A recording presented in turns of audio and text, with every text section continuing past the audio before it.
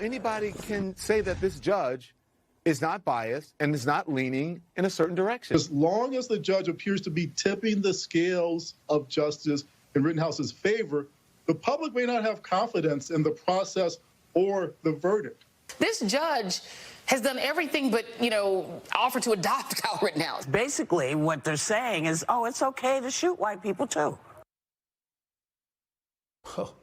Welcome back. That's just a snippet of what the left-wing media is doing, their biased coverage during the Kyle Rittenhouse trial. This follows the judge banning MSNBC from the courtroom for an alleged attempt to photograph the jurors. Joining me now is former Milwaukee County Sheriff David Clarke, along with Arizona Pinal County Sheriff Mark Lamb. Gentlemen, welcome. Sheriff Clarke, we begin with you. NBC responding to the reports denying any wrongdoing, of course. In a statement, they say our freelancer received a traffic citation. They never attempted to contact or photograph the jurors. This contradicts the police statement alleging that the freelancer was told by MSNBC to follow the bus. Sheriff, if it's proven, Mr. Clarke, that MSNBC tried to out these jurors, that's pretty low, even for them.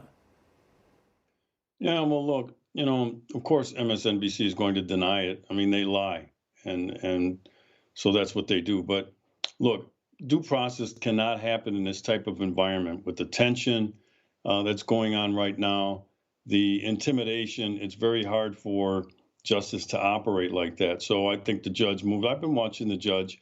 I have sat at these trials, a lot of them assisting the prosecutor in the prosecution of murder cases. I know what it takes to get a successful conviction. That has not happened from the state standpoint anyway.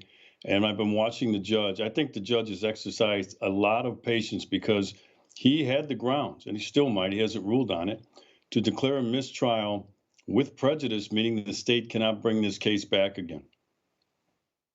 Well, Sheriff Lamb, if and as Sheriff Clarke was just alluding to, it's dangerous out there. If MSNBC was trying to out these jurors, if it's determined that's what they were trying to do, it's incredibly dangerous, not only to those individuals in the jury, but of course, it threatens the entire judicial process, could cost people their lives. Were you shocked by this, or is it just more of the same from a network that has stood in front of burning buildings claiming that it's a peaceful protest? No, I don't think any of us were shocked, Chris. I think that this has become the par for the course for the mainstream media, especially the leftists. They believe that they are held to no standard whatsoever. And the only reason they're crying bias now is because they don't like that this case is not going the way they want it to go. They impugned and they judged Kyle Rittenhouse from the get-go, and now they're being proven wrong in the court of law, and now they want to claim bias. But these people are the most biased there are out there. And it's not surprising that the media would jump on board and think that they have every right to go find out who these jurors are. And I, like Sheriff Clarke, will tell you that these folks are lying. They've become known as liars. Yeah, and of course we're referring to MSNBS. Sheriff Clarke, tensions have continued to escalate in Kenosha all week. National Guard is on standby. Several schools in the area, they've gone to virtual learning, anticipating left-wing unrest. How important is it that America start pushing back on allowing the left-wing mob to hold our communities hostage under the threat of violence if they don't get what they classify as justice? Chris, our system of justice in the United States has been hijacked by these individuals who have weaponized it and are using it to people whose views that they don't support. That's very dangerous because of the awesome authority that we give our Justice Department officials, whether at the state or federal level. I mean, it can ruin you, for heaven's sakes. Just bringing an indictment or a criminal charge, you're going to have to hire a lawyer. The longer this goes on, look, Kyle Rittenhouse, and I've had conversations with him, Kyle Rittenhouse and his mother are going to be financially ruined after this. They already are. Matter of fact, I set up a fund along with the assistance of the family who asked me to do it to try to raise money, so that they can defend themselves. This is going to be far from over because no matter what the jury does, there's going to be an appeal, and the cash register will still, be running. So I want justice to prevail here.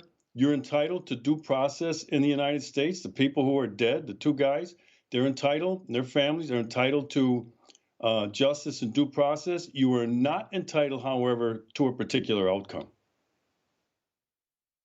Very, very well said, and God's blessings to you for putting that fund together, because in my opinion, this case should never have been brought. From the evidence that's been provided and actually confirmed in the trial, for crying out loud, this is a clear-cut case of self-defense. Americans, if they're attacked by left-wingers, should be able to defend themselves. Sheriff Lamb, I want to get to your take on this. Drug use and overdose deaths are hitting record highs in the United States. 100,000 Americans have died of overdoses in the past year, many tied to fentanyl.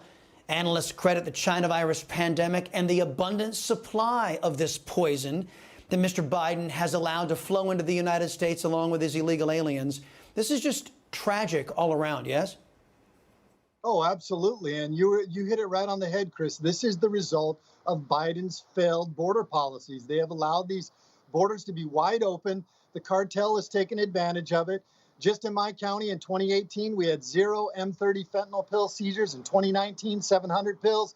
2020, we had over 200,000 pills. And as of August of this year, we were at 1.1 million fentanyl pills that we seized. In Arizona, we'll be well over 10 million fentanyl pills that we'll have seized this year.